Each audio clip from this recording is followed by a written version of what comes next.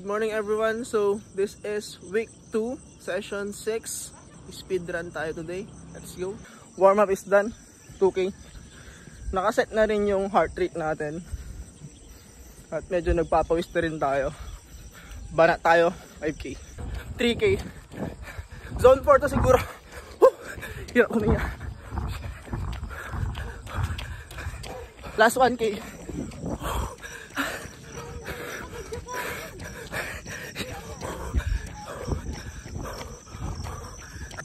So my PR now is 5K sub 24.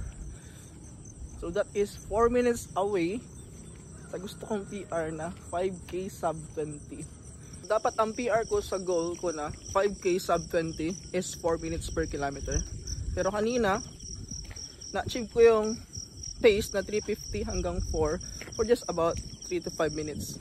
That is already my zone 4, 80 to 90% heart rate, with a hard breath, with the maximum strides and performance.